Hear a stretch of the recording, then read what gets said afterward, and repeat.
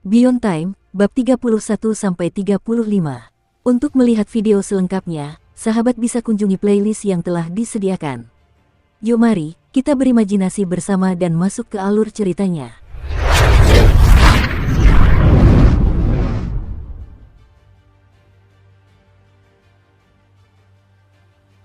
Boneblet tidak sadarkan diri, tangan dan kakinya terikat.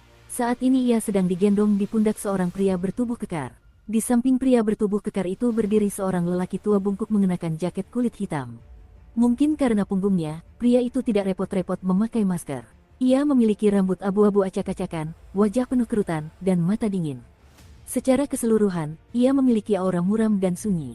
Fluktuasi energi yang dipancarkannya menunjukkan bahwa ia telah melampaui level Sersan Thunder dan Kapten Blood Shadow. Ia berada di level ke-7 kondensasi Ki.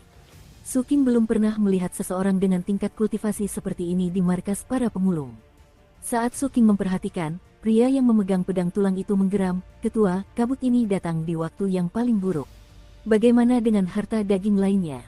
"Semua ini gara-gara harta karun daging ini," kata lelaki tua itu, sambil menatap tajam Boneblet yang tak sadarkan diri.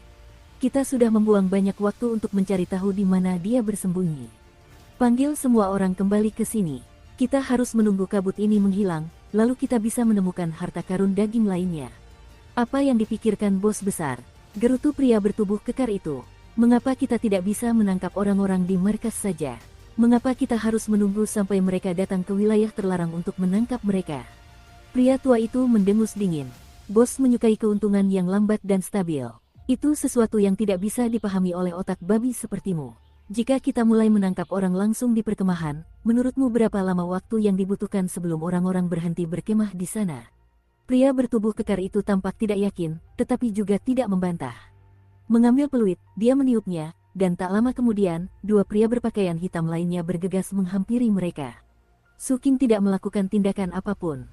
Dia hanya berjongkok di puncak pohon dan mengamati dengan dingin. Setelah memastikan bahwa hanya ada 4 orang dalam kelompok ini, dan bahwa mereka bersiap untuk pergi, Su King melirik Boneblet yang tidak sadarkan diri. Seandainya Su King tidak secara tidak sengaja menemukan kejadian ini, seandainya Boneblet tidak membeli asuransi, atau seandainya kejadian itu terjadi di luar hutan, maka Su King tidak akan bereaksi sama sekali. Lagi pula, dia bukanlah seorang santo, dan tidak ingin membuang energi untuk menyelamatkan orang lain. Namun, ia tetap memiliki prinsip. Jika seseorang membeli asuransi darinya, maka tugasnya adalah memastikan mereka selamat keluar dari wilayah terlarang. Apa yang terjadi pada mereka setelah itu bukanlah urusannya. Su King tiba-tiba melesat, meninggalkan jejak bayangan saat ia melesat dengan kecepatan seperti anak panah menuju pria kekar dan Boneblet. Karena ia bersembunyi dengan sangat sempurna, dan karena kecepatannya yang luar biasa, hanya lelaki tua itu yang menyadarinya. Pria bertubuh kekar dan dua orang lainnya sama sekali tidak tahu bahwa ia akan datang. Pria tua itu berputar dan melambaikan tangan kanannya, menyebabkan banyak bilah es berkumpul dan melesat ke atas. Namun, dia terlalu lambat. Saat bilah-bilah es melesat, Su King sudah berada di hadapan pria bertubuh kekar itu, rambutnya berkibar-kibar, mata pisau tajamnya berkilauan, matanya memancarkan niat membunuh. Belatinya menebas tenggorokan pria bertubuh kekar itu. Dan meskipun pria itu berada di tingkat kelima pengumpulan Ki, dia tidak punya kesempatan untuk melawan. Dia bahkan tidak sempat berteriak sebelum kepalanya terlempar ke udara. Darah berhamburan di mana-mana. Boneblet mulai terjatuh bersama mayat itu, tetapi Su King meraih pakaiannya dan melompat pergi ke hutan. Melempar Boneblet ke semak-semak, Su King berbalik dengan tatapan dingin untuk menghadapi ketiga musuh yang masih hidup. Kepala dan mayat pria bertubuh kekar itu, serta bilah es milik lelaki tua itu, baru sekarang menyentuh tanah. Semuanya menjadi sunyi. Itu adalah pemandangan yang mengejutkan, dan baik lelaki tua itu maupun kedua temannya sangat terguncang saat mereka menatap Su King. "Itu si bocah," kata salah satu pria bertopeng hitam, matanya membelalak. "Diam!" teriak lelaki tua itu. Pria bertopeng itu, menyadari bahwa ia telah melakukan kesalahan, memilih untuk tetap diam. Su King mengamati ketiga orang itu dengan saksama. Apa yang telah dikatakan sejauh ini sudah sangat mengungkapkan banyak hal. Sambil menatap Su King dengan muram, lelaki tua itu berkata, "Ini tidak ada hubungannya denganmu, nak. Pergi dari sini, dan aku bisa berpura-pura kita tidak pernah melihatmu." Angin sepoi-sepoi bertiup, menyebabkan poni Su King tertiup angin. Kemudian angin itu mencapai lelaki tua dan teman-temannya, menggerakkan beberapa daun kering yang bergerak di sepanjang jalan. Bersama angin sepoi-sepoi, kabut tampak semakin tebal. Su King hanya berdiri di tempatnya, tanpa mengucapkan sepatah kata pun. Boneblet sudah sadar, tetapi berpura-pura pingsan. Ketika mendengar kata-kata lelaki tua itu, dia tiba-tiba merasa sangat gugup karena Suking mungkin tidak akan terus membantunya. Kemudian dia menyadari bahwa jika dia menyeret Suking ke dalam masalah ini, itu akan memaksanya untuk bertindak dan hanya memberinya satu pilihan. Membuka matanya, dia berteriak, "Jangan dengarkan dia, nak. Mereka bekerja untuk pemilik Kam. Banyak pemulung yang hilang selama bertahun-tahun ditangkap olehnya dan dijual ke kafilah untuk dijadikan harta karun hidup. Itu adalah rahasia terbesar pemilik Kam."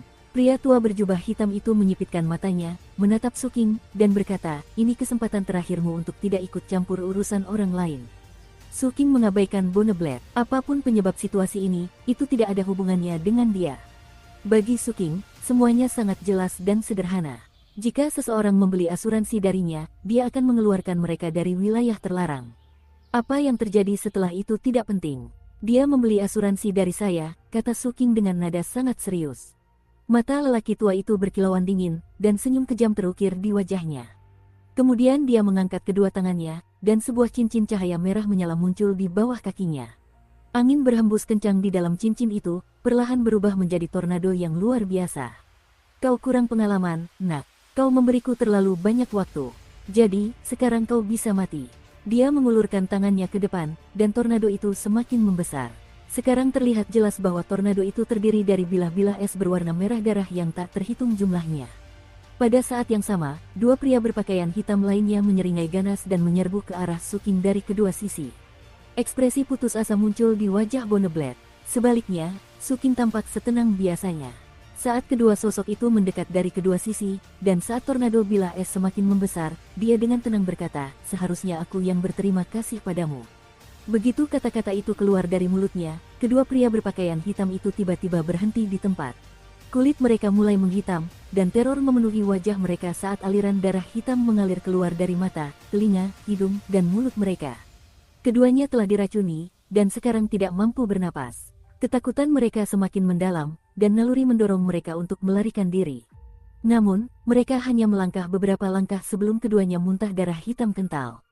Kemudian mereka terhuyung dan jatuh, tubuh mereka berkedut, ekspresi mereka dipenuhi penderitaan saat mereka menjerit kesakitan.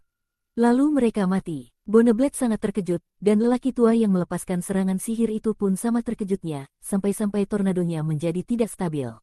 Kemudian matanya mulai mengeluarkan darah hitam. "Kau," katanya, wajahnya muram. Ia tak mungkin menyelesaikan teknik sihirnya, jadi ia mengulurkan tangannya, menyebabkan bilah es itu meledak sebelum waktunya. Karena kondisinya yang terguncang, ledakan itu tidak terkendali dengan baik, dan Suking dengan mudah menghindari serangan tersebut.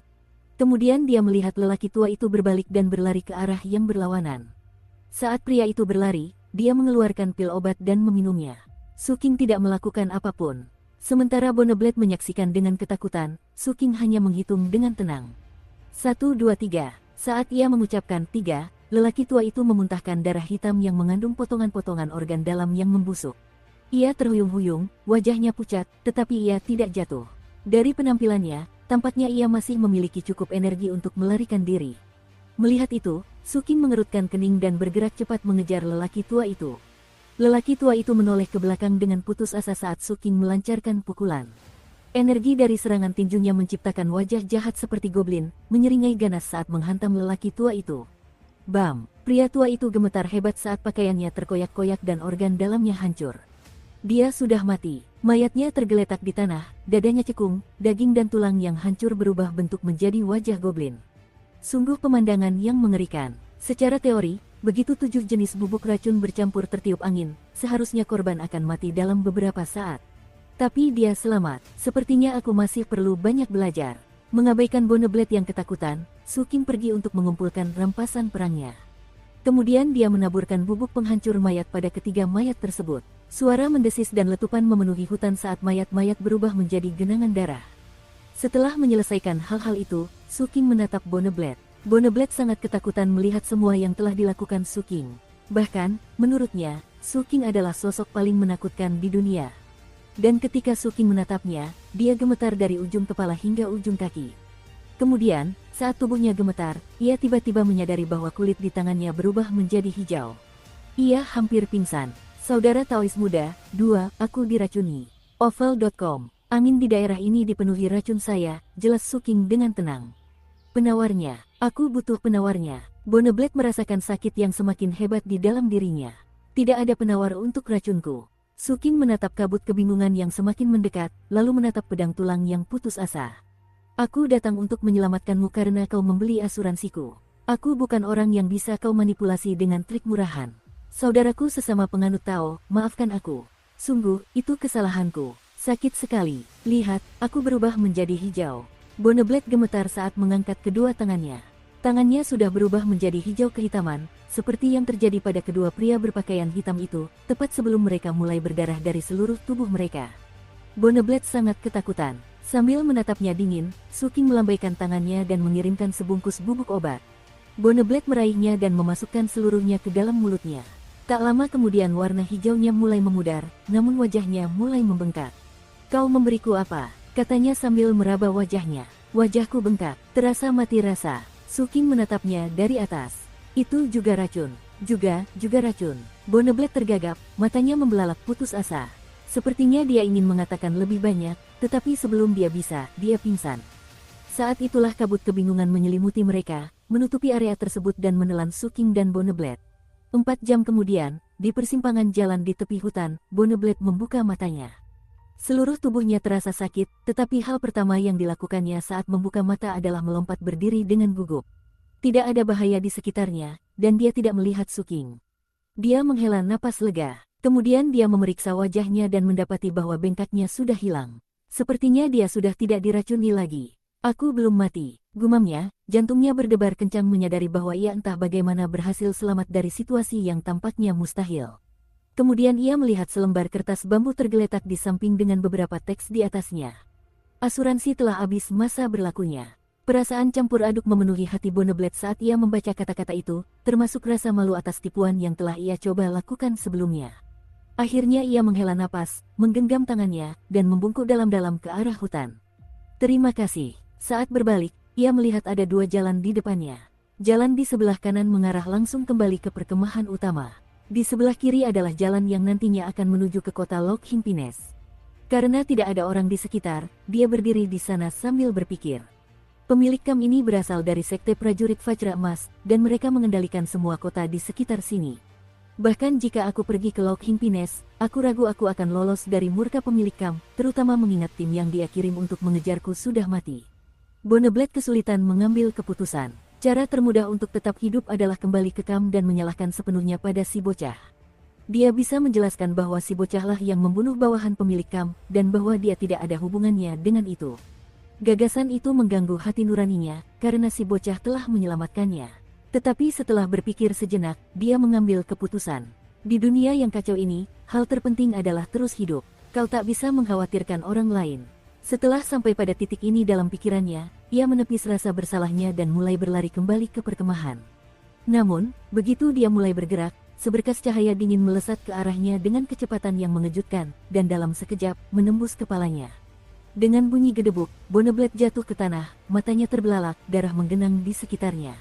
Dia berkedut beberapa kali, dan kemudian pandangannya terhadap dunia menjadi gelap. Dan akan tetap seperti itu selamanya. Dia sudah benar-benar mati. Suking berdiri di atas mayat itu, mengambil kembali tusuk sate besinya. Dia tidak tertarik untuk terlibat dengan pemilik perkemahan. Dan dia memahami sifat manusia, jadi dia tidak meninggalkan tempat kejadian. Sebaliknya, dia menunggu untuk melihat apa yang akan Bonneblade putuskan untuk lakukan. Jalan ke kiri mengarah ke kehidupan. Jalan ke kanan mengarah ke kematian. Bonneblade telah memilih jalan ke kanan. Dengan wajah tanpa ekspresi sama sekali, Suking menaburkan bubuk penghancur mayat pada mayat Bonneblade, lalu berbalik dan melesat pergi. Kabut kebingungan masih menyelimuti hutan, tetapi itu tidak menjadi halangan bagi Suking. Akhirnya dia sampai di ngarai tempat laboratoriumnya berada. Setelah memasuki ngarai, dia mendengar lolongan serigala yang samar, tetapi dia mengabaikannya. Pertama, dia memeriksa untuk memastikan jebakan yang telah dia pasang sebelum pergi terakhir kali belum terpicu. Kemudian dia mendorong pintu laboratorium dan melangkah masuk. Bagian dalamnya tidak terlalu besar. Tidak ada tempat tidur untuk tidur, dan dindingnya ditutupi dengan deretan lemari kecil. Di dalamnya terdapat berbagai tanaman obat dan kelenjar racun. Beberapa di antaranya sudah disiapkan untuk digunakan dalam ramuan. Yang lainnya masih utuh. Secara keseluruhan, ada ratusan spesimen. Suking melihat sekeliling dan merasa sangat senang.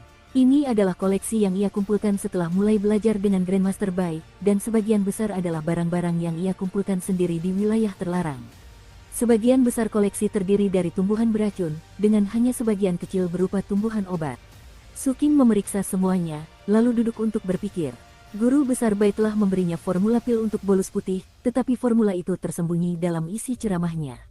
Su King telah mencatat banyak hal, dan juga memiliki daya ingat yang sangat baik, dan telah menyusun informasi dari ceramah-ceramah khusus tersebut.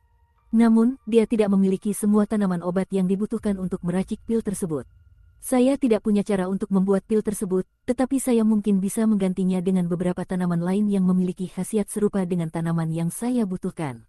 Dia tidak tahu apakah itu akan berhasil, tetapi bahkan jika tidak, dia akan belajar dari proses tersebut. Setelah sampai pada titik ini dalam alur pikirannya, dia melambaikan tangannya, menyebabkan 7 atau 8 tanaman obat terbang keluar dari berbagai lemari dan mendarat di depannya. Setelah mengamati mereka dengan saksama, dia berpikir sejenak, lalu pergi ke halaman kecil di belakang laboratorium. Halaman itu dipenuhi bunga-bunga berwarna-warni yang tumbuh di mana-mana, dan juga sepetak tanah kecil tempat beberapa tanaman obat tumbuh. Tanaman-tanaman itu adalah jenis yang harus digunakan dalam jangka waktu tertentu setelah dipanen. Setelah mengubah halaman belakang ini menjadi kebun obat, dia memindahkan tanaman-tanaman itu ke sini. Saat ia melangkah masuk ke kebun obat-obatan, ia mendengar lolongan serigala lagi, bahkan lebih jelas dari sebelumnya. Ekspresi Su King tetap sama seperti biasanya saat dia memanen 3 tanaman dari kebun, lalu kembali masuk ke dalam. Di sana, ia mengeluarkan sebuah baskom batu, di dalamnya ia mulai menghancurkan berbagai bahan menjadi sebuah campuran. Entah itu memetik daun, mengekstrak cairan, atau memisahkan kelopak bunga, ia bekerja dengan sangat teliti, memastikan untuk tidak menambahkan terlalu banyak atau terlalu sedikit apapun. Perlahan-lahan, cairan obat di dalam baskom berubah warna menjadi hitam pekat. Saya kekurangan 5 jenis tanaman obat. Sambil melihat sekeliling lemari, dia mempertimbangkan masalah itu dengan cermat sebelum mengumpulkan bahan-bahan pengganti. Dengan menggunakan prinsip polaritas yin-yang, ia mencoba menciptakan sesuatu yang akan menghasilkan hasil yang tepat, tetapi ternyata lebih sulit dari yang ia duga. Malam berlalu, dan pagi tiba sebelum akhirnya ia berhasil menghasilkan campuran yang diinginkannya. Melihat cairan hitam kental di baskom batu itu, dia mengerutkan kening. Cairan itu sama sekali tidak menyerupai apa yang dia bayangkan sebagai campuran bolus putih. Tetapi mengingat usaha yang telah dia lakukan sejauh ini, dia tidak akan menyerah sekarang. Sambil menggertakkan giginya, dia mengambil beberapa daun semanggi 7 helai dan menambahkannya ke dalam campuran tersebut. Tak lama kemudian, cairan obat di dalam baskom mulai bergelembung, dan warnanya tampak akan berubah. Namun setelah 3 tarikan napas berlalu, cairan itu kembali tenang. Setelah mengamati lebih dekat, Su King melihat bahwa cairan itu tidak lagi berwarna hitam, melainkan berwarna coklat. Su King ragu-ragu. Sambil mengusap dadanya tempat kristal ungu itu berada, dia memikirkan daya tahannya terhadap racun, dan akhirnya memutuskan bahwa dia tidak dalam bahaya. Dengan hati-hati meraih ke dalam baskom, dia mengambil segenggam kecil campuran itu dan menggulungnya menjadi bentuk pil. Kemudian dia mendekatkannya ke hidungnya dan menghirupnya. Baunya sangat menjijikkan dan menyengat sehingga dia tidak berani memakannya. Apakah pil itu bisa dimakan? Setelah ragu-ragu sejenak, dia membawa pil itu ke kebun obat. Sekali lagi terdengar lolongan serigala. Kali ini, Su King berjalan melewati kebun obat dan langsung menuju sumber lolongan tersebut. Di luar kebun, di sepetak semak belukar yang rimbun, terdapat sebuah sangkar besar yang terbuat dari besi, kayu, dan tanaman rambat. Di dalam sangkar itu terdapat seekor serigala bersisik hitam yang kurus kering. Saat melihat Su King, ia berdiri dan memperlihatkan giginya. Namun, matanya bersinar ketakutan, jelas, ia takut pada Su King. Beberapa waktu lalu, ketika Su King sedang berada di hutan memanen tanaman, seekor serigala menyerangnya secara tiba-tiba. Bukannya membunuhnya, dia malah membawanya kembali ke sini untuk dijadikan hewan percobaan. Setelah melihat pil berwarna coklat yang dipegang Su King, serigala itu mulai gemetar dan menjauh darinya. Percuma saja, Su King meraih ke dalam kandang, mencengkeram leher serigala itu, dan menariknya ke arahnya. Su King tidak menunjukkan ekspresi apapun saat menatap dingin serigala yang gemetar itu. Dengan tangan satunya, ia mengambil pil yang baru saja dibuatnya dan menempelkannya ke bibir serigala tersebut. Serigala bersisik hitam itu gemetar tak terkendali. Menyadari bahwa kematian mengintai dirinya, serigala itu dengan patuh mengambil pil itu dan menelannya.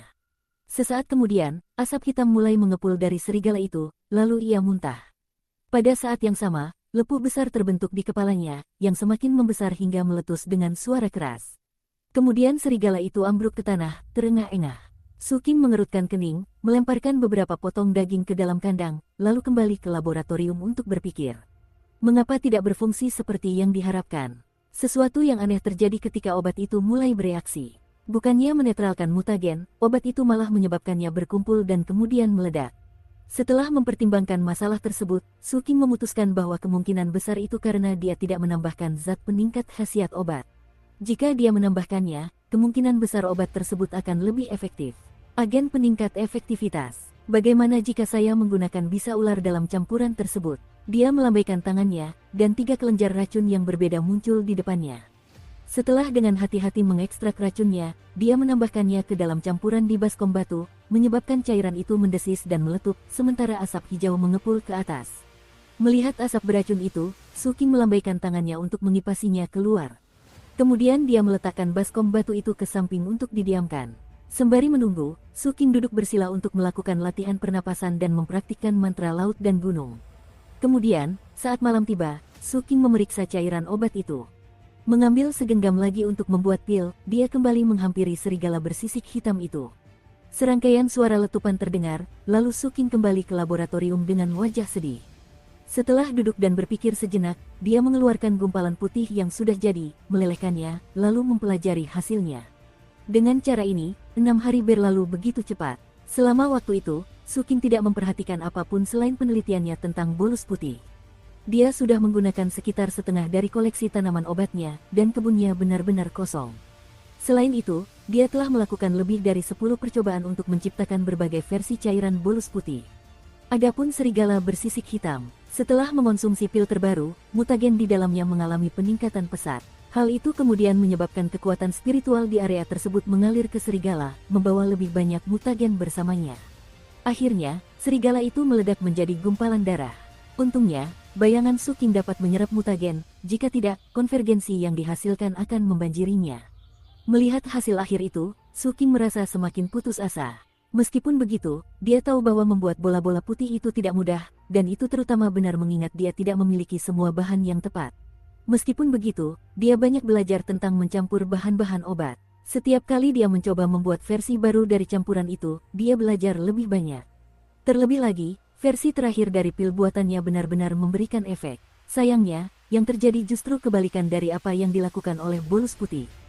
Bolus putih menghilangkan mutagen, tetapi pil yang dibuat Su King justru menariknya. Saat menatap ke bawah ke baskom batu itu, ia melihat selaput hijau tipis yang terbentuk dengan menambahkan daun semanggi berdaun 7 ke dalam campuran. Di bawahnya terdapat cairan obat berwarna hitam pekat. Alasan adanya selaput itu adalah karena, tampaknya, cairan tersebut akan segera menarik mutagen dan menciptakan konvergensi yang kuat. Itulah yang membunuh serigala bersisik hitam itu. Su King menghela napas dan mengusap pangkal hidungnya. Dengan fokus pada fluktuasi tingkat kultivasinya, dia mencoba menghilangkan perasaan gagal. Dia tidak berhasil dengan pil obat itu, tetapi dia mengalami peningkatan dalam basis kultivasinya. Saat ini, dia berada di puncak tingkat kelima dari mantra laut dan gunung. Saya seharusnya bisa mencapai level 6 malam ini. Sambil menarik napas dalam-dalam, dia berhenti memikirkan pil obat dan mengerahkan seluruh tenaganya untuk mencapai terobosan kultivasi. Di dunia yang kacau balau tempat dia tinggal, setiap peningkatan level kekuatan akan meningkatkan peluang untuk bertahan hidup. Malam itu, ketika bulan bersinar terang di langit, suara gemuruh bergema di dalam diri Su King. Suara-suara ini jauh lebih keras daripada sebelumnya. Dan meskipun dia mengira tidak ada lagi kotoran di dalam dirinya yang bisa dikeluarkan, begitu dia mencapai titik puncaknya, sejumlah besar kotoran keluar dari dalam dirinya. Suatu kejernihan pikiran yang belum pernah terjadi sebelumnya menyelimutinya, dan kemudian suara gemuruh bergema dari belakangnya. Di masa lalu, pukulan tinjunya menyebabkan munculnya bayangan hantu goblin. Kali ini, bayangan serupa muncul di belakangnya, hanya saja lebih besar dan lebih ganas. Dan alih-alih memiliki 1 kaki, bayangan itu memiliki 2 kaki. Terlebih lagi, kali ini, goblin hantu itu bahkan punya tanduk. Sebenarnya, itu bukanlah goblin, melainkan hobgoblin. Lolongan hobgoblin menggema di malam hari, menyebabkan raungan binatang mutan itu berhenti. Mata Su King terbuka lebar, dan cahaya ungu menyebar ke seluruh laboratorium, seolah-olah sambaran petir ungu baru saja menghantam. Saat cahaya ungu menyebar, dan hobgoblin itu meraung, Su King duduk di sana dengan tatapan yang sangat mengintimidasi. Sesaat kemudian, cahaya memudar, dan hobgoblin gaib itu menghilang. Mantra laut dan gunung. Tingkat ke-6, mantra laut dan gunung adalah teknik biasa, dan cara pemisahan mutagen dari kekuatan spiritualnya bukanlah sesuatu yang istimewa. Ada banyak teknik serupa di seluruh benua Phoenix Selatan, sebagian besar dikembangkan oleh klan kecil atau organisasi kecil.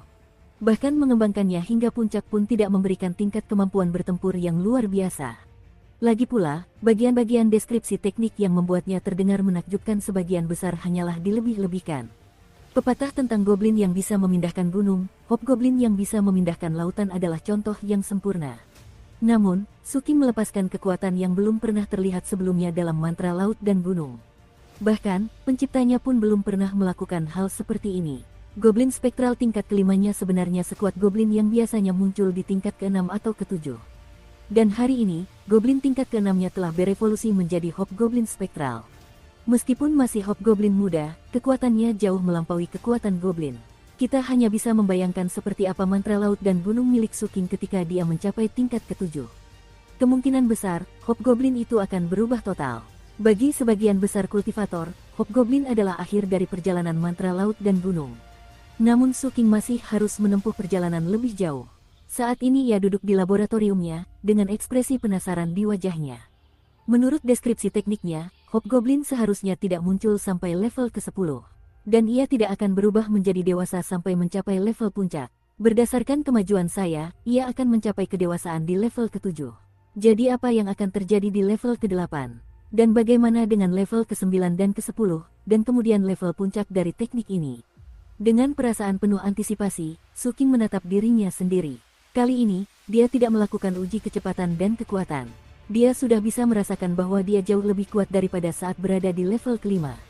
Bahkan, itu adalah tingkat kekuatan yang sudah membuatnya takjub. Begitu pula dengan kecepatannya. Dari apa yang Suking amati, dia sekarang bisa bergerak begitu cepat sehingga hambatan angin adalah satu-satunya hal yang perlu dia khawatirkan. Ia bertanya-tanya di mana posisinya dibandingkan dengan orang-orang terkuat di markas para pemulung. Satu hal yang pasti, bahkan jika ia harus melawan dua orang yang seperti lelaki tua berjubah hitam itu, yang keduanya dapat melepaskan teknik sihir dari tingkat ke-7 kondensasi Ki, ia tetap bisa membantai mereka. Sesaat kemudian, ia menarik napas dalam-dalam dan melihat sekeliling. Saat itu malam hari, dan laboratorium itu gelap. Namun, dia masih bisa merasakan kehadiran bayangannya. Terobosan yang ia raih juga memengaruhi bayangannya, memungkinkan bayangan tersebut menyerap lebih banyak mutagen. Selain itu, hubungan mereka menjadi lebih kuat dan kompleks. Suking menatap tanah dengan penuh pertimbangan sementara waktu berlalu. Akhirnya, langit menjadi terang, dan sinar matahari menyaring masuk ke dalam laboratorium. Pada saat itu, Suking dapat melihat bentuk bayangannya. Tiba-tiba, matanya menyipit. Saat yang ditunggu-tunggunya telah tiba, seperti yang baru saja ia lihat bayangannya bergelombang dan berubah bentuk. Kemudian tangan kanan bayangan itu perlahan terangkat. Suking menarik napas dalam-dalam dan tetap memfokuskan pandangannya pada bayangan itu. Di bawah kendalinya, bayangan itu membentang di lantai menuju titik gelap di seberang ruangan. Di sana, bayangan itu menyatu dengan kegelapan lalu menghilang. Ekspresi Suking tetap tenang, namun ia masih bisa merasakan hubungannya dengan bayangan itu. Selanjutnya, ia mengarahkan tangan bayangannya ke salah satu lemari, dan meraih sebuah tanaman obat.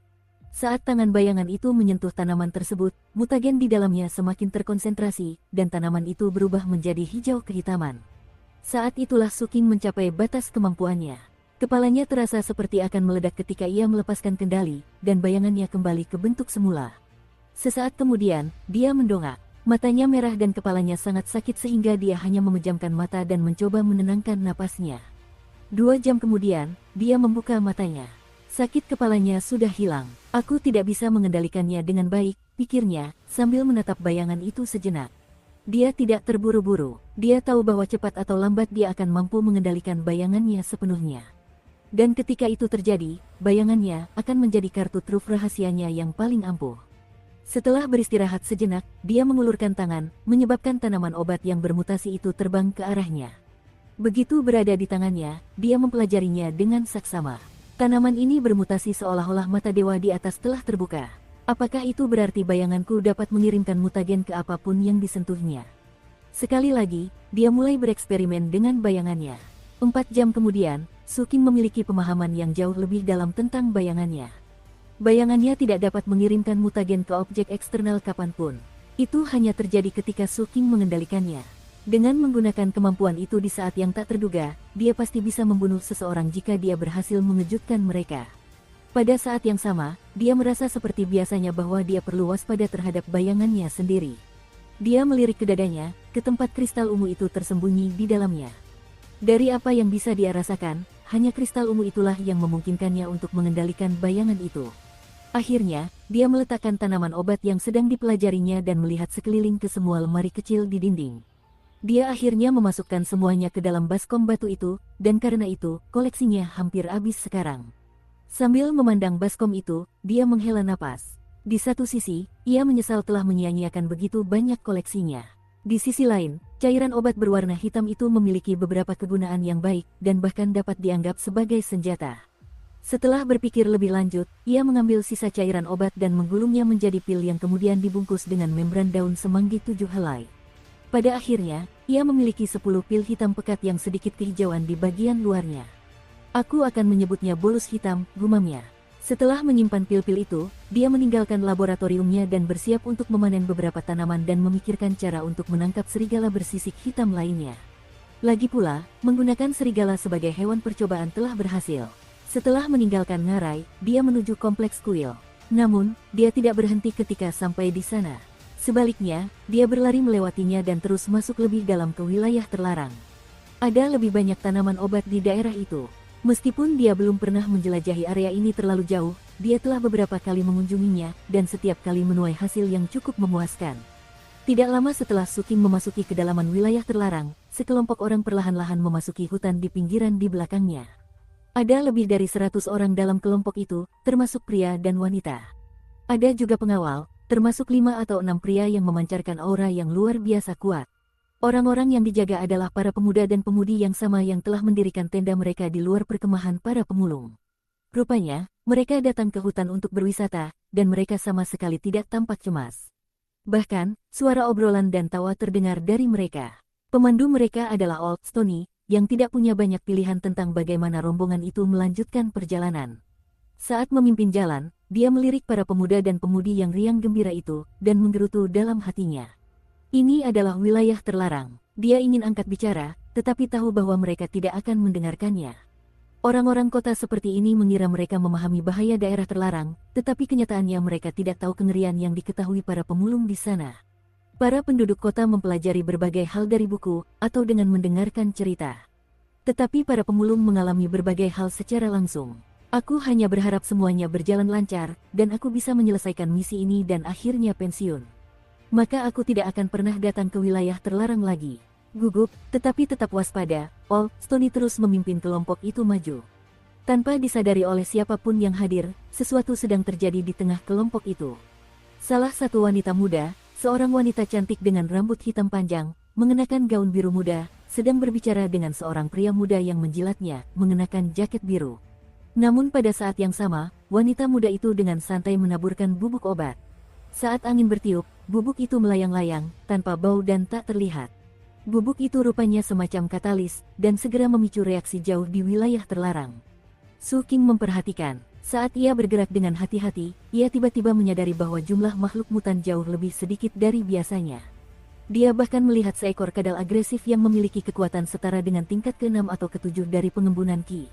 Biasanya, kadal itu akan menyerangnya, tetapi sekarang, kadal itu bersembunyi di dalam lubang lumpur. Bahkan ketika Suking mendekatinya, kadal itu tidak melakukan apapun. Kadal itu hampir tampak ketakutan.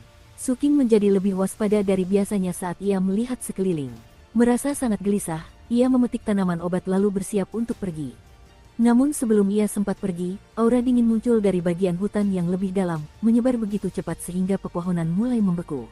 Pupil mata Suking menyempit. Mendongak, ia melihat banyak ubur-ubur transparan melayang keluar dari kedalaman wilayah terlarang. 6 di antaranya berukuran raksasa, dan dikelilingi oleh ratusan ubur-ubur yang lebih kecil.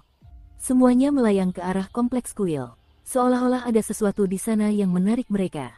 Saat kelompok itu terbang di atas, mereka melihat Suking di bawah. Salah satu ubur-ubur besar itu menoleh ke arahnya, tentakelnya yang dipenuhi mata menggeliat. Sebagian besar mata itu terbuka. Sensasi krisis meledak di dalam diri Suking. Pada saat yang sama, daging dan darahnya bergetar ketika, di belakangnya, hobgoblin gaib muncul, lalu mendongak dan melolong tanpa suara ke arah ubur-ubur. Su King memperhatikan dengan mata menyipit. Dia bukan lagi orang yang sama seperti saat berada di tingkat ketiga kondensasi Qi, ketika pertama kali merasakan kekuatan ubur-ubur seperti ini. Saat itu, dia tidak mampu menghadapinya. Adapun ubur-ubur, ketika melihat Hobgoblin yang melolong, ia tampak ragu-ragu. Entah karena daya tarik di kompleks kuil itu, atau karena Su King dianggap sebagai ancaman, ubur-ubur itu berbalik dan melayang pergi. Su King menghela napas lega. Sambil melihat sekeliling, dia berpikir betapa anehnya bagian hutan ini hari ini, dan memutuskan untuk pergi. Apakah mereka benar-benar akan pergi ke kompleks kuil? Atau mereka pergi ke tempat lain? Kuharap yang terakhir. Kalau tidak, aku harus menempuh jalan yang lebih jauh. Dengan wajah penuh pertimbangan, dia melaju dengan kecepatan tinggi, menjadi seberkas cahaya yang menembus hutan. Sekitar 2 jam kemudian, Su King mendengar suara gemuruh di kejauhan saat ia bertengger di atas pohon sambil memandang kompleks kuil di kejauhan. Ia hanya berjarak sekitar 1 jam dari kompleks tersebut, dan cukup dekat sehingga ia hampir tidak bisa melihat garis besar bangunan-bangunan di sana. Sayangnya, keadaan yang selama ini ia khawatirkan telah terjadi. Sekelompok ubur-ubur itu melayang di udara di atas kompleks kuil, di mana mereka tampak sedang berkelahi dengan sekelompok orang. Jaraknya terlalu jauh untuk melihat detail siapa saja yang terlibat dalam perkelahian itu. Setelah mempertimbangkan hal itu, dia dengan hati-hati menuju ke kompleks tersebut. Sementara itu, di dalam kompleks kuil itu sendiri, Paul Stony gemetar, bibirnya bergetar saat dia melihat sekeliling dengan putus asa. Mayat-mayat berserakan di tanah di sekitarnya, semuanya adalah pelayan dan pengawal dari kelompok pemuda dan pemudi tersebut. Sebelumnya, para pemuda dan pemudi itu tampak riang dan santai. Tapi tidak sekarang, wajah mereka pucat, dan semuanya terluka. Dalam keadaan lusuh, mereka tampak ketakutan. Para pengawal dan pelayan yang selamat mengelilingi mereka untuk melindungi mereka saat mereka mati-matian mencoba keluar dari kompleks tersebut. Mereka terus-menerus diserang oleh ratusan ubur-ubur kecil, sementara di bagian atas, 5 atau 6 ubur-ubur raksasa melawan 5 petani paruh-baya yang merupakan bagian dari kelompok tersebut. Paul Stony berada di dalam kelompok yang mencoba melepaskan diri. Mengapa ini terjadi? Mengapa ini terjadi? Semuanya berjalan baik-baik saja. Sayangnya, dia sudah tua, dan dia tidak bisa bergerak secepat yang lain. Setelah hanya mengambil beberapa langkah, seekor ubur-ubur menerobos barisan pengawal dan menyerbu ke arahnya. Dia tidak cukup cepat untuk menghindar. Sesaat kemudian, ubur-ubur itu melesat melewati si tua Stony, meninggalkan lubang menganga di tempat jantungnya berada. Kemudian ia menyerang para pemuda dan pemudi. Paul Stony jatuh ke tanah sambil menggeliat. Darah mengalir deras dari dadanya, menggenang di sekelilingnya. Darah juga memenuhi mulut dan tenggorokannya, membuatnya tidak bisa mengucapkan sepatah kata pun. Sepertinya, aku tidak akan mendapatkan izin tinggal kota itu. Paul Stony memejamkan matanya, dan energinya lenyap. Kemudian, pandangannya terhadap dunia menjadi kegelapan abadi. Mayat-mayat tergeletak di mana-mana di kompleks kuil. Para pengawal, para pelayan, dan beberapa pemuda yang pemahaman mereka tentang bahaya wilayah terlarang hanya berasal dari buku. Mereka menatap langit, wajah mereka dipenuhi teror yang mereka alami sebelum mati. Ada juga ubur-ubur yang mati. Tidak seperti manusia, ketika ubur-ubur mati, mereka menjadi gumpalan abu-abu tak berbentuk yang terkulai di tanah dan mengeluarkan bau busuk yang menyengat. Mereka sama sekali tidak tampak seperti makhluk cantik dan berwarna-warni seperti saat masih hidup. Mereka juga memancarkan tingkat mutagen yang kuat yang meresap ke segala sesuatu di sekitarnya. Bencana itu terus berlanjut. Saat para pemuda dan pemudi itu mati-matian melarikan diri ke hutan, ubur-ubur mengejar mereka, menebar kematian dan malapetaka. Baru sekitar 2 jam kemudian Su King sampai di kompleks kuil. Ketika dia melihat sekeliling ke arah semua mayat, ekspresi wajahnya tidak berubah. Dia telah melihat banyak mayat dalam hidupnya. Dia membiarkan para pengawal dan pelayan yang sudah mati, tetapi mengumpulkan beberapa sisa ubur-ubur untuk dipelajari nanti. Apapun barang-barang yang tersisa pada mayat-mayat itu telah terkontaminasi oleh mutagen ubur-ubur yang mati, dan karenanya tidak berguna. Akhirnya, Su King berhenti di samping salah satu mayat. Itu adalah si tua Stony. Dadanya berlubang besar, tetapi darahnya sudah membeku. Pria itu menatap ke atas dengan mata kosong yang masih menyimpan sedikit penyesalan. Su King menghela napas. Dia bukan dewa, jadi meskipun Old Stony telah membeli asuransi darinya, tidak mungkin dia bisa menyelamatkannya dari ini. Terlebih lagi mengingat kabut kebingungan belum muncul. Setelah hening sejenak, Su King berlutut dan menutup mata Old Stony. Kemudian dia menguburnya. Dia tidak repot-repot memasang batu nisan. Seperti yang dikatakan Sersan Thunder, para pemulung tidak memiliki keluarga, dan karena itu, tidak perlu upacara apapun. Abu menjadi abu, debu menjadi debu. Itulah kehidupan para pemulung. Mereka berjuang untuk bertahan hidup di dunia yang kacau, dan setelah mereka mati, bisa beristirahat dengan tenang sudah cukup. Itu menyedihkan, tetapi begitulah kebanyakan pemulung berakhir. Berdiri di depan tempat dia mengubur Old Stony, Su King menatap ke arah perkemahan dan merenungkan kehidupannya akhir-akhir ini. Sudah 4 bulan sejak dia tiba di kamp tersebut. Kapten Blood Shadow telah mati, Flamecrow telah mati, Fat Mountain dan Horsevor telah mati, Savage Ghost telah mati, Boneblade telah mati, Old Stony telah mati, Sersan Thunder telah pensiun, dan masih banyak pemulung lain yang telah meninggal selama waktu itu. Itu adalah dunia yang brutal dan kacau di mana nyawa manusia tidak berharga. Satu-satunya cara untuk terus hidup adalah dengan menjadi lebih kuat. Ekspresinya berubah dingin, lalu dia berbalik dan pergi. Dalam cahaya senja yang memudar, angin bertiup, menggerakkan pakaiannya. Itu adalah suara dingin, dan semakin samar saat ia menghilang ke dalam hutan. Meskipun cahaya memudar, ia masih berusaha menembus kanopi dedaunan, seolah-olah ingin menyinari Su King saat ia berlari. Tetapi ia terlalu cepat, dan cahaya itu tidak dapat mengejarnya. Setelah bergerak beberapa saat, Su King tiba-tiba berhenti dan menunduk, matanya berbinar tak percaya. Berlutut, ia mengendus udara sambil memperhatikan satu tanaman tertentu, dan lebih spesifik lagi, jejak bubuk yang hampir tak terdeteksi di salah satu daunnya. Jika bukan karena pemahamannya yang mendalam tentang tanaman beracun, dan keakrabannya dengan aroma di wilayah terlarang, ia tidak akan menyadarinya. Setelah mengamati bubuk itu sejenak, ia memetik daun tersebut dan menatapnya lebih dekat lagi. Saya tidak bisa mengidentifikasi setiap bahannya, tetapi saya tahu bahwa minuman ini mengandung darah kelabang yang awet muda. Matanya berbinar saat ia teringat kembali pada sebuah ceramah di mana Grandmaster Bai berbicara tentang darah kelabang yang abadi. Ia memiliki khasiat obat tertentu, tetapi biasanya digunakan sebagai katalis dalam obat-obatan lain. Dan karena dapat dikombinasikan dengan bahan obat lain untuk menciptakan zat yang menarik perhatian binatang buas, ia menjadi bahan penting bagi para pemburu. Apakah ini ada hubungannya dengan ubur-ubur yang berpindah tempat? Sambil menyipitkan mata, dia dengan hati-hati meletakkan daun berbahaya itu, lalu mengeluarkan sebungkus bubuk racun. Setelah menaburkan bubuk di atas daun yang berlumuran darah kelabang abadi, ia mulai bergerak lagi, kali ini ke arah yang berbeda. Dia tidak berniat untuk mengikuti jejak para pemuda dan wanita yang pernah dibantu Old Stony. Urusan mereka tidak ada hubungannya dengan dia, dan dia tidak ingin terlibat. Bahkan jika mereka adalah teman Chen Fei Yuan, dia tidak berkewajiban untuk membantu mereka. Selain itu, mereka memiliki para ahli yang dapat melawan ubur-ubur raksasa, dan sejauh yang Su King ketahui, para ahli itu juga bisa menjadi ancaman baginya. Yang terpenting, tampaknya seseorang dalam kelompok itu, karena alasan yang tidak diketahui, sengaja memprovokasi ubur-ubur tersebut. Setelah mengetahui lokasi mereka, Su King berjalan memutar. Langit sudah gelap saat ia sampai di ngarai dan laboratoriumnya. Dengan hati-hati menyimpan semua tanaman obat yang baru dipanennya, ia mulai mengerjakan proyek bolus putih lagi. Meskipun telah menghindari para pemuda dan wanita yang melarikan diri, saat malam semakin larut, Su King masih bisa mendengar gemuruh dan dentuman pertempuran mereka. Dan itu semakin dekat. Ia mengerutkan kening. Akhirnya, ketika dia mendengar langkah kaki mendekat, dia menghela napas. Bangkit berdiri, dia berjalan keluar dari laboratorium dan menuju ke bawah sinar bulan. Dari pintu masuk ngarai, dia mendengar suara-suara panik. Jalannya menuju ke sini. Semuanya cepat, masuk ke dalam. Suara-suara itu milik sekelompok anak muda yang lusuh dengan pakaian compang camping.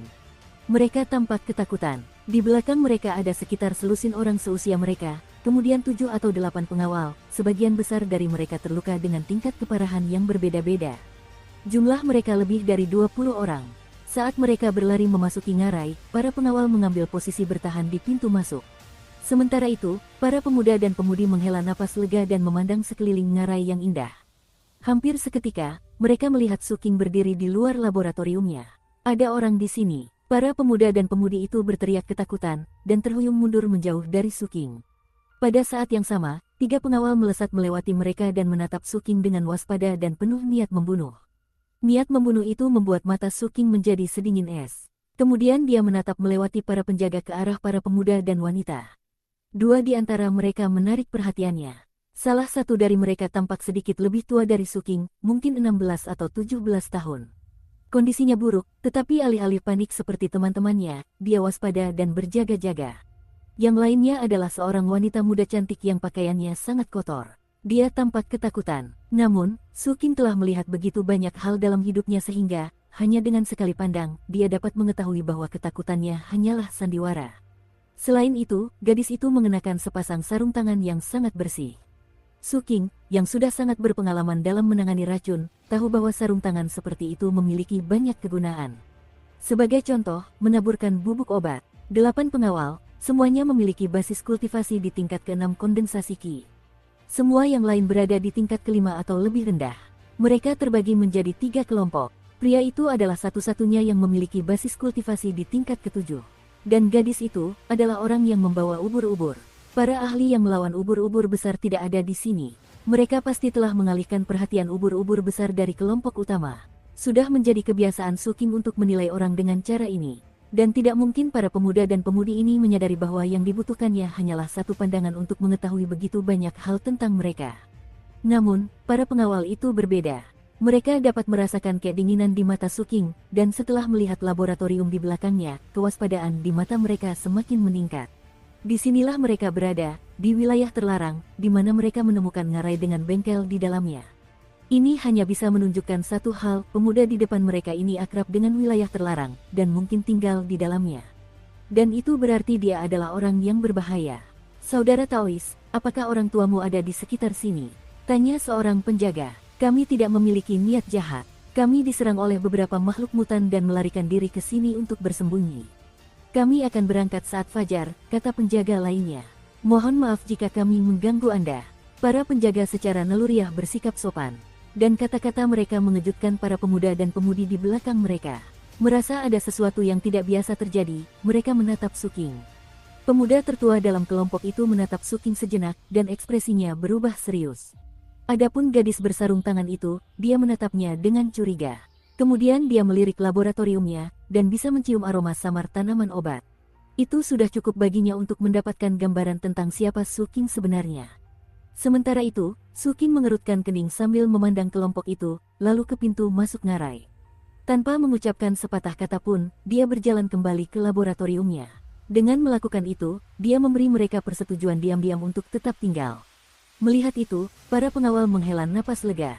Namun, para pemuda dan pemudi itu tampak gugup. Satu-satunya pengecualian adalah gadis yang memakai sarung tangan. Matanya berkilauan aneh, lalu dia berbicara dengan nada hati-hati namun tampak terluka. Kau jahat sekali. Kami hanya ingin bersembunyi di sini dari monster mutan. Jika kami keluar, kami akan mati. Suaranya seolah membangkitkan simpati pada orang-orang yang mendengarnya berbicara, dan hal itu menyebabkan para pemuda dalam kelompok yang menyukainya tiba-tiba dipenuhi keberanian. Benar sekali. Bagaimana bisa kau begitu berhati dingin? Kami tidak punya niat buruk. Kami hanya ingin beristirahat di sini sebentar. Bukan berarti dia pemilik wilayah terlarang itu. Kita tidak perlu meminta izinnya. Hanya beberapa kata lembut yang dibutuhkan untuk membuat orang-orang ini marah pada Su King. Mereka tidak sampai mengamuk, tetapi itu sudah cukup membuat gadis itu merasa puas dengan dirinya sendiri. Dia suka memanfaatkan orang lain, dan saat ini, dia ingin tahu lebih banyak tentang pemuda yang mereka temui. Namun, saat itulah cahaya dingin berkilauan dari Su King ketika belatinya melesat dengan kecepatan kilat ke arah gadis itu. Wajahnya berubah muram, tetapi sebelum dia sempat menghindar, belati itu melesat melewati telinganya, memotong sehelai rambut, lalu menancap ke batu di belakangnya. Percikan api beterbangan. Tangan kanan wanita muda yang terkejut itu terangkat ke udara, tempat dia tadi mengangkatnya untuk membela diri. Kemudian dia menatap Su King, dan melihatnya balas menatapnya dengan tatapan dingin dan penuh amarah seperti serigala. Tatapan matanya mengguncangnya hingga ke lubuk hatinya. Adapun para pengawal dan para pemuda serta wanita lainnya, mereka tampak sama terkejutnya. Para pengawal menjadi lebih waspada dari sebelumnya, sementara para pemuda dan wanita lainnya mengeluarkan seruan kaget. Sambil menatap gadis itu dengan tajam, Su King menekan niat membunuhnya dan berkata, "Kita bertemu secara kebetulan, seperti hamparan eceng gondok yang hanyut. Jangan memprovokasi saya." Lalu dia berjalan kembali ke laboratoriumnya. Dia tampak menyatu dengan cahaya bulan, menjadi sedingin malam. Semua orang di ngarai itu terdiam. Selama momen singkat itu, banyak orang di ngarai tiba-tiba merasa telah menghadapi bahaya yang sama menakutkannya dengan ubur-ubur di luar. Dalam keheningan, Su King memasuki laboratoriumnya. Kemudian, jeritan mengerikan terdengar dari pintu masuk. Seekor ubur-ubur kecil baru saja menemukan mereka, menusuk salah satu penjaga, menghisap organ-organnya, lalu memasuki ngarai. Dan di belakangnya ada banyak sekali ubur-ubur yang bergegas maju. Sambil mengerutkan kening, Su King berbalik. Ratusan ubur-ubur menyerbu ngarai menuju sekelompok anak muda dan pengawal mereka. Kelompok itu tampak terkejut, tetapi mereka segera mulai melawan. Dan para pengawal tampak siap mengorbankan nyawa mereka untuk menghentikan serangan itu. Pemuda yang sebelumnya menarik perhatian Suking, yang berada di tingkat ketujuh pengentalan Ki, melepaskan serangan yang mengirimkan pancaran cahaya berwarna-warni ke arah musuh. Sayangnya, jumlah ubur-ubur terlalu banyak. Terlebih lagi, mereka tampaknya secara alami kebal terhadap teknik sihir, sehingga mengurangi kerusakan yang mereka derita saat terkena serangan. Lebih buruk lagi, mereka sangat cepat, memiliki serangan yang menembus dan lincah. Akibatnya, 7 atau 8 orang tewas hanya dalam serangan awal. Seorang pemuda, yang dulunya mengenakan pakaian mewah yang kini compang camping, tampak putus asa saat seekor ubur-ubur mendekatinya. Sambil bergegas menjauh, ia meminta bantuan dari temannya yang berada di level 7. "Tuan Muda Bai, tolong." Seberkas cahaya warna-warni melesat melewatinya, menunda pergerakan ubur-ubur cukup lama sehingga pemuda yang ketakutan itu dapat menyelamatkan diri. Suking berada agak jauh dari pertempuran, tetapi beberapa ubur-ubur telah memperhatikannya. 3 di antaranya berenang ke arahnya, siap menusuknya. Matanya berkilauan dengan cahaya dingin, dan dia mengepalkan tangan kanannya. Dengan sigap, ia meninju salah satu ubur-ubur. Makhluk itu gemetar dan, karena tidak mampu menahan kekuatan pukulan, hancur berkeping-keping. Suking tidak berhenti sedetik pun. Sebuah belati muncul di tangan kirinya, dan ia melesat menuju 2 ubur-ubur lainnya yang datang. Dia jauh lebih cepat dari mereka, dan juga lebih lincah. Dalam sekejap mata, dia melewati mereka, dan keduanya pun terbelah menjadi 2. Para pemuda dan pemudi yang sedang melawan ubur-ubur lainnya melihat ini, dan sangat terkejut sehingga secara naluriah mereka menuju ke arah Suking. Setelah menyadari bahwa 3 dari mereka telah dibantai, ubur-ubur lainnya membuka mata aneh mereka dan kemudian menyerbu ke arah Suking. Kali ini, jumlahnya mencapai 10 orang. Ekspresi Suking tetap sama seperti biasanya. Bukannya mundur, dia malah maju menyerang, meninggalkan jejak bayangan yang kabur. Kemudian belatinya berkilauan dingin saat dia melewati satu demi satu makhluk musuh, meninggalkan suara letupan dan ubur-ubur yang meledak. Saat mereka meninggal, sejumlah besar mutagen menyebar, menyebabkan tanaman dan vegetasi di ngarai berubah menjadi hijau kehitaman. Itu termasuk apa yang ada di laboratorium Suking. Para pengawal yang terluka juga terkena dampaknya. Melihat ngarai miliknya terpengaruh dengan cara ini membuat mata Suking menyala dengan niat membunuh. Dia mulai bergerak lagi, lebih cepat dari sebelumnya, belatinya bergerak ke kiri dan ke kanan untuk membantai ubur-ubur. Namun, tak lama kemudian dia mengerutkan kening saat menyadari mutagen itu mengikis bilah belatinya. Dan saat dia terus bertarung, logam itu mulai hancur. Tidak ada waktu baginya untuk merasa bersalah tentang belati itu. Tusuk sate besinya muncul berikutnya, dan dia terus memotong-motong ubur-ubur. Pada saat yang sama, dia mulai menaburkan bubuk racun. Ubur-ubur secara alami kebal terhadap racun, jadi racun itu tidak banyak berpengaruh pada mereka, tetapi Suking tidak menyerah.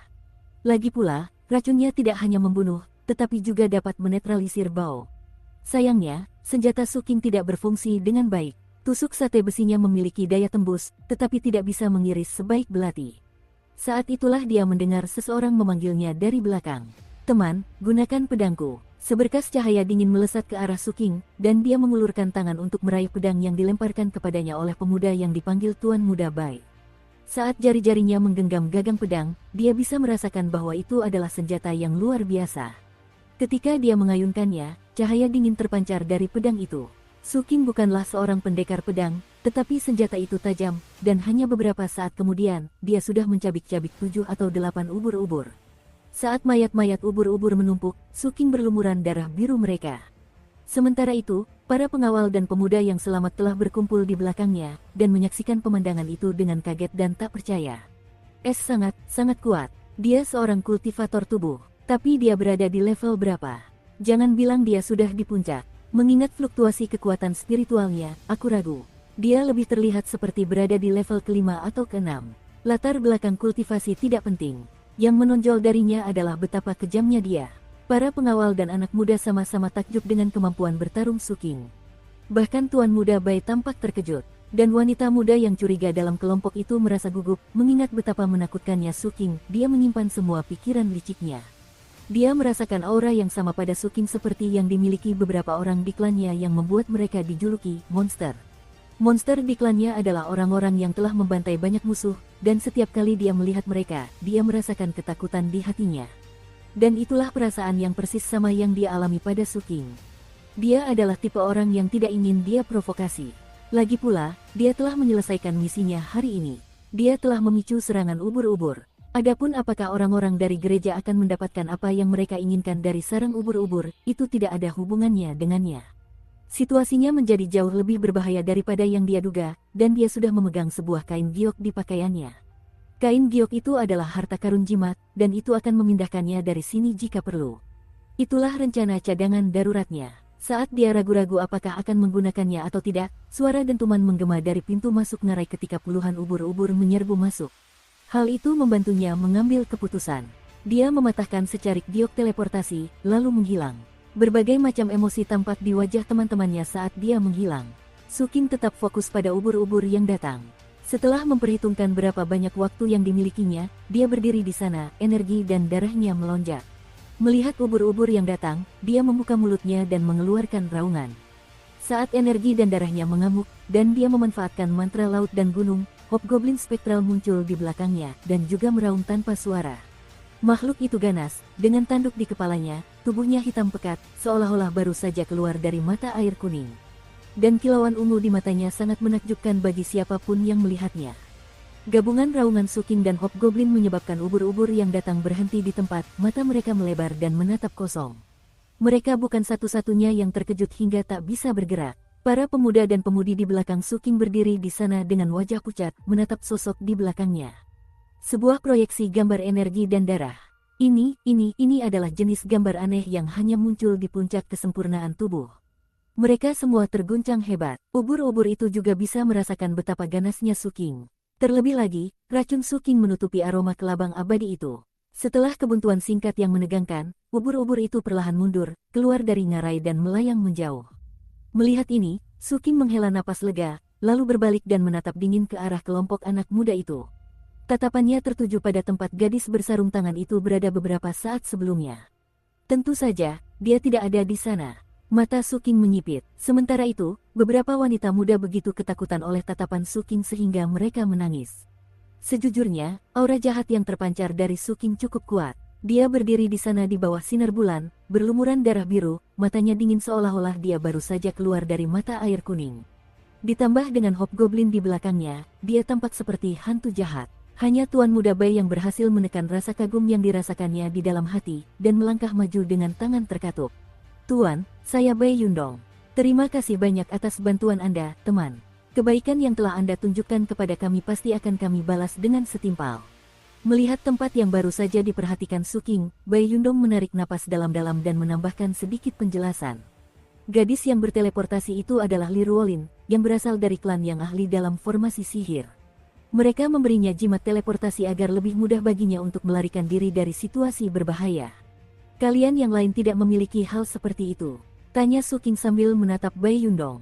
Bai Yundong tersenyum kecut, dan para pemuda dan pemudi lainnya hanya berdiri di sana dengan tenang. Kita semua berasal dari klan besar di Tanah Ungu. Tapi tak satu pun dari kita berasal dari garis keturunan utama di klan kita, jadi kita lebih banyak penampilan daripada substansi. Suking mengangguk dan melemparkan pedang itu kembali ke Bai Yundong. Para pemuda dan pemudi lainnya semuanya mengucapkan terima kasih. Kemudian Suking menatap Bai Yundong dan bertanya, siapakah Grandmaster Bai bagimu? Dia paman buyutku, jawabnya sambil terlihat terkejut. Kau kenal paman buyutku? Suking mengangguk padanya tetapi tidak mengatakan apapun lagi, lalu melirik sekilas ke pintu masuk ngarai sebelum memeriksa seberapa gelap langit. Mutagen di sini sangat kuat sekarang, katanya. Sebaiknya kau tidak berlama-lama di sini. Aku akan mengantarmu keluar. Dengan itu, ia mulai berjalan menuju pintu masuk ngarai. Bai Yundong ragu sejenak, lalu menggertakkan giginya dan mengikutinya. Para pemuda dan pemudi lainnya juga tampaknya tahu apa yang terbaik bagi mereka, dan melakukan hal yang sama. Maka, kelompok itu meninggalkan ngarai dan melaju menembus hutan malam. Meskipun mereka semua menderita akibat serangan ubur-ubur, mereka semua adalah kultivator. Pengalaman mematikan yang baru saja mereka alami telah membantu mereka berubah menjadi lebih baik. Tak seorang pun berbicara, mereka hanya mengikuti Suking. Beberapa wanita muda secara fisik lebih lemah daripada yang lain, tetapi bahkan mereka pun menguatkan tekad dan mengikuti. Menjelang subuh, mereka sudah sangat dekat dengan tepi hutan sehingga mereka bisa melihat dunia luar di kejauhan. Semua anak muda itu sangat gembira, dan meskipun merasa kelelahan, mereka bersorak gembira. Pada saat yang sama, Suking melihat sekeliling dengan waspada. Sesaat kemudian, dia melihat 3 sosok melaju ke arah mereka di langit. Mereka adalah para ahli handal yang telah menjaga para pemuda dan pemudi tersebut. Su Qing telah menebak dengan benar sebelumnya. Mereka telah mengalihkan perhatian ubur-ubur besar dari kelompok itu, hal itu terbukti dari banyaknya korban yang mereka derita. Kelompok anak muda itu segera mulai menceritakan kembali kejadian tersebut dengan penuh semangat, semuanya melirik Su Qing. Su Qing tetap waspada dan menjaga jarak di antara mereka, sambil menyembunyikan bubuk racun di tangannya sepanjang waktu. Ketiga ahli itu tidak mendekatinya, tetapi mereka mengangguk sebagai tanda pengakuan sebelum memimpin kelompok itu melanjutkan perjalanan. Mereka tampaknya sudah dekat dengan dunia luar, tetapi masih sekitar tengah hari sebelum mereka secara resmi meninggalkan hutan. Ketika para pemuda itu akhirnya berada di tempat terbuka, dan akhirnya dapat memastikan bahwa mereka telah selamat dari cobaan yang mematikan, beberapa dari mereka hanya menangis. Su Qing menatap mereka dalam diam. Sementara itu, Bai Yundong, yang tampaknya merupakan semacam pemimpin di antara para pemuda, mendekati Su Qing dengan tangan terkatup. Perjalanan ini adalah keputusan mendadak, jadi kami tidak membawa banyak barang berharga. Belum lagi kami kehilangan sebagian besar barang-barang kami di wilayah terlarang. Mengingat banyaknya mutagen yang telah kami serap, kami perlu pergi ke kota terdekat dan menggunakan portal teleportasi untuk kembali ke Tanah Ungu secepat mungkin. Aku tidak akan melupakan kebaikan yang telah kau tunjukkan kepada kami. Terimalah pedangku ini. Bai Yundong membungkuk dalam-dalam lalu memberikan pedangnya kepada Su Qing. Su Qing memperhatikan mereka pergi, lalu mengangkat pedang tajam itu. Itu adalah senjata yang indah dan halus, berkilauan dengan cahaya dingin. Meskipun telah digunakan untuk membantai banyak ubur-ubur dan sekarang terkontaminasi mutagen, senjata itu tidak mengalami kerusakan apapun. Su Qing dapat merasakan aura dingin senjata itu, dan langsung tahu bahwa itu adalah harta karun tingkat tinggi yang sangat berharga. Ukurannya agak panjang untuk seleranya, tidak senyaman belati. Tapi benda itu telah berguna baginya dalam situasi genting.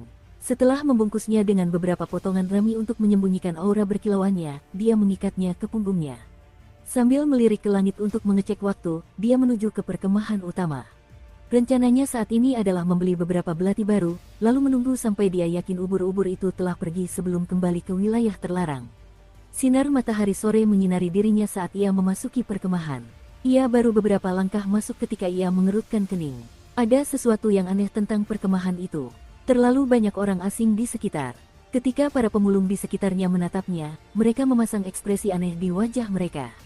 Ia bahkan memperhatikan salah satu orang yang pernah ia selamatkan di masa lalu, menatapnya seolah ingin mengatakan sesuatu, tetapi ragu-ragu. Meskipun tidak berbicara, pria itu menggunakan matanya untuk memberi isyarat agar Su Qing pergi ke kediamannya. Jantungnya berdebar kencang, Su Qing mulai berjalan lebih cepat sambil melihat sekeliling. Ketika sampai di kediamannya, ia menyadari banyak orang berada di area tersebut, menatapnya dengan tatapan dingin. Melihat pakaian mereka, Su Qing menyadari bahwa mereka semua adalah penjaga khusus yang dipekerjakan oleh pemilik kamp. Di mulut gang terdekat, berdiri seorang pria berjenggot yang bekerja untuk pemilik kamp, dengan senyum sinis di wajahnya. Su Qing menyipitkan matanya, mendorong gerbang halaman, dan melihat krusifiks duduk di sana, wajahnya pucat seolah-olah dia kehilangan banyak darah. Dan di sebelahnya, lemah dan terluka parah, adalah Graceful Raptor. Begitu Su Qing masuk, keduanya mendongak menatapnya. Sambil gemetar membalut tubuhnya dengan perban, krusifiks berkata, "Nak, sesuatu terjadi pada Sersan."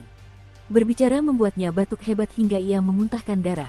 Kata-kata itu begitu menusuk Su Qing hingga ia merasa seperti disambar petir. Jantungnya mulai berdebar kencang, dan ia merasa tubuhnya menegang. Perasaan buruk muncul dalam dirinya, semakin memburuk dari waktu ke waktu. Aura jahat yang tak tertandingi mulai berdenyut dalam dirinya, sesuatu yang sama sekali tidak bisa ia kendalikan, membuat semua kehangatan di sekitarnya menjadi dingin. "Apa yang terjadi?" tanyanya, suaranya bergetar dan sangat dingin.